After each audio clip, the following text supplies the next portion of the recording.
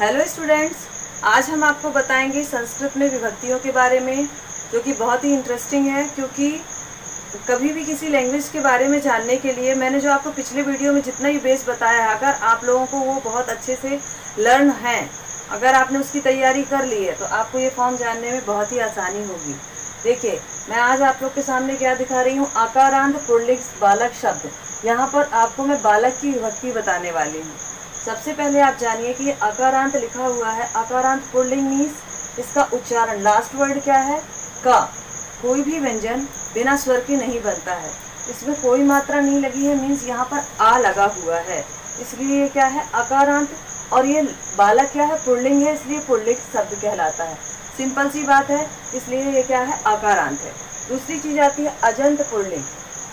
जितने भी आकारांत शब्द होते हैं, मीन्स जिन शब्दों के पीछे स्वर का उच्चारण होता है, चाहे वो इकारांत हो, उकारांत हो, आपको सभी को मालूम है, आ, ई, उ, ए, ये सारे शब्द, री, ऋषि, सभी किसमें आ जाते हैं, आपके स्वर में आते हैं। तो ये जिसमें भी लगे होंगे सब किसमें जाएंगे, अजंत पुल्लिंग में जाते हैं सारे शब्द। और इन्हीं के अंतर ये सभी आता है, अकारांत, इकारांत, उकारांत, जो भी शब्द आते हैं किसके अंदर आते हैं, यहाँ पर अजंत पुल्लिंग के अंतर्गत। दूसरी चीज, अजंत पुल्लिंग में अजंत स्त्रीलिंग भी होता है, अजंत नपुंसक लिंग भी होता है। ये तीनों फॉर्म इस पे बनती है।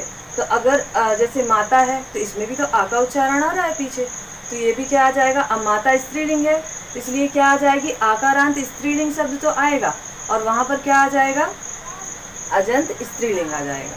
ठीक है। और यहाँ पर मैंने आपको बताया था कि जलम, यहाँ पीछे शब्द क्या है, आधा माँ।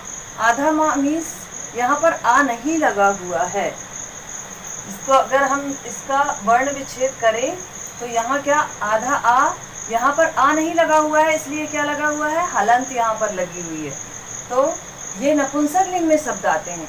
सिंपल वे में जितने भी शब्दों के पीछे ऐसे आधा माँ लगा होता है, जैसे जलम हो गया, थलम हो गया, नेत्रम हो गया, ये सारे शब्द किस में आते हैं, नपुंसक लिंग में आते हैं और आकारांत में आते हैं। तो इनको भी आप लोग बहुत अच्छे से ध्यान में रखिए। इसके बाद फिर मैं आपको विभक्ति बताती हूँ। तो ठीक है, देखिए यहाँ पर जो विभक्ति हमने ली है, तो संस्कृत, हिंदी में और संस्कृत में यही अंतर है।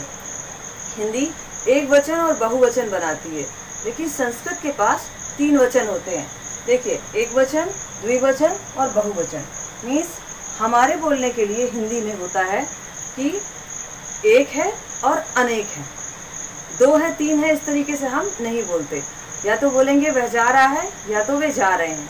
हम ऐसा नहीं बोलते वे 2 जा रहे हैं, ऐसा सेंटेंस लिखने के लिए नहीं आता है। अगर 2 हो गए हैं तो वे जा रहे हैं, हम इस तरीके से लिखते हैं। लेकिन संस्कृत में 3 फॉर्म बनती हैं, एक वचन, द्विवचन और बहुवचन। यहाँ क्या है, देखिए, प्रथमा, द्वितीय, तृतीय, चतुर्थी, पंचमी, षष्ठी, सप्तमी और संबोधन। यहाँ पर ये 8 फॉर्म बनी हुई हैं विभक्ति की। ठीक है, यहाँ पर 8 फॉर्म चलेंगी। और वचन कितने हैं आपके, यहाँ पर 3, एक वचन, द्विवचन और बहुवचन। अब यहाँ पर आता है आपका कि कारक चिन्ह। ये जो शब्द बने हुए हैं, इनका जब हम हिंदी ट्रांसलेशन करते हैं ना, तो ये कारक चिन्हों से भी पहचाने जाते हैं। तभी तो आप इनको हिंदी में क्या करते हैं, हिंदी में जब आप ट्रांसलेट करते हैं तो आपको आसानी जाती है। देखिए यहाँ पर क्या है, कर्ता में मीन्स ने, प्रथमा विभक्ति क्या है, कर्ता है। अब आपने हिंदी में अगर कारक चिन्ह पढ़े हैं तो आपको पता होना चाहिए, कर्ता का चिन्ह क्या होता है, ने। कर्म का चिन्ह क्या होता है, को। करण का से, द्वारा। संप्रदान का होता है के लिए। अपादान का होता है से।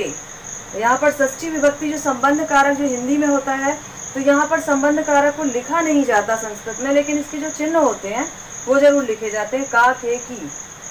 सप्तमी में अधिकरण कारक होता है, जिसका उच्चारण होता है, जिसके चिन्ह होते हैं में और पर। और संबोधन, संबोधन तो आपको पता ही होगा, संबोधन हम जब किसी को बुलाते हैं तो कैसे बुलाते हैं, हे, अरे, इस तरीके से। लेकिन संस्कृत में ओनली हे ऐसे वर्ड यूज होते हैं, वो यूज होता है। तो ठीक है, यहाँ पर इतने सारे जो कारक चिन्ह हैं, इन कारक चिन्हों को अगर आपने जान लिया है तो यहाँ पर आपको प्रॉब्लम नहीं जाएगी।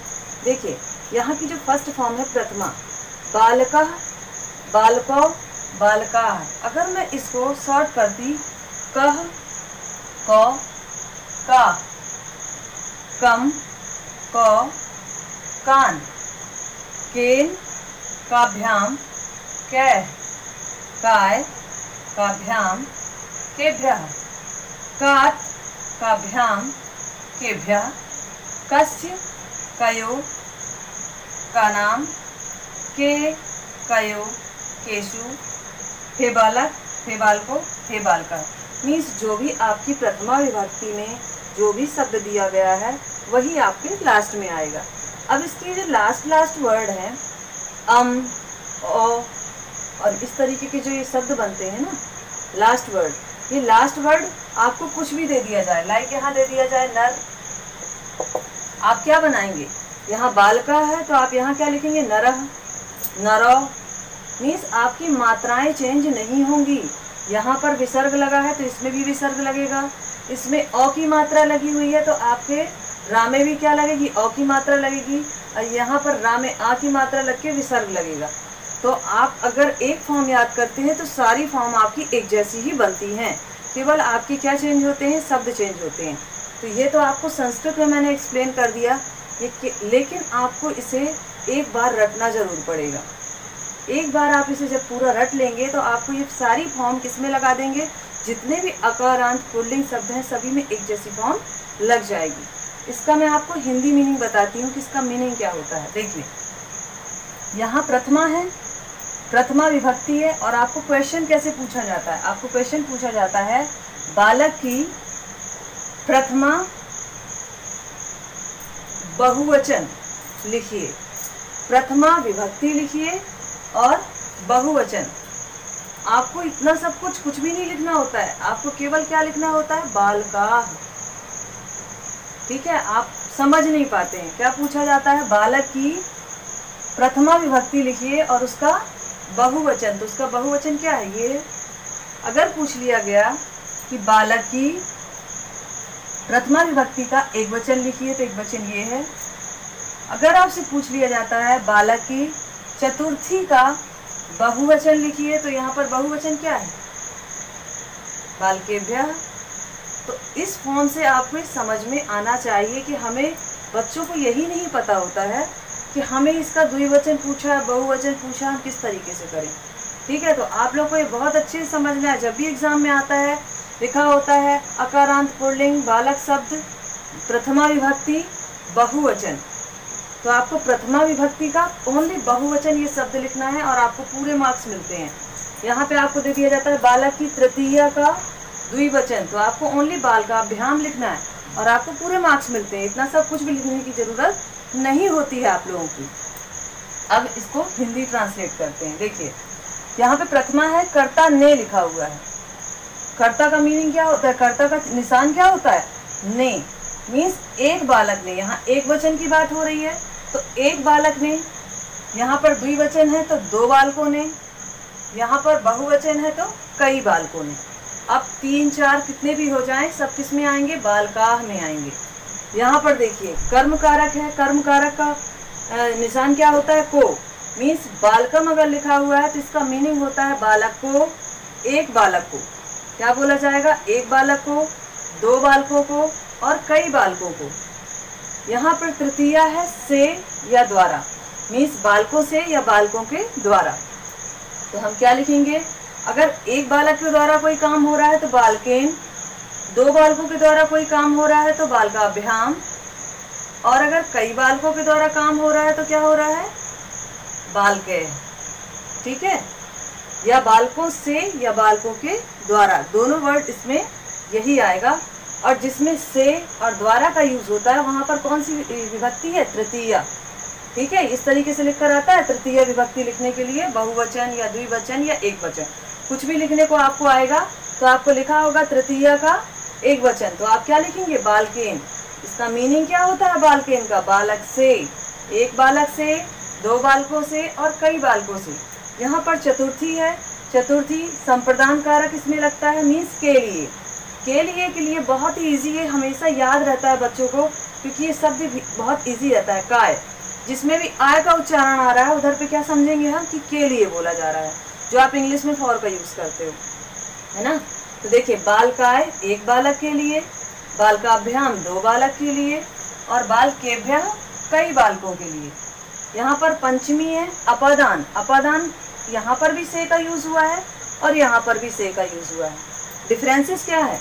यहाँ अगर सेंटेंस हम बनाते हैं तो बालक साइकिल से जाता है, या सिंपल से बोलूँ मैं कि हाँ, इसका मैं आपको बता रही हूँ, बालक साइकिल से जाता है तो बालक जो है साइकिल में चढ़ा और फिर गया, तो उस पर चढ़ा वो, तो इधर पे किसका सेंटेंस बन रहा है? बालक साइकिल से जाता है।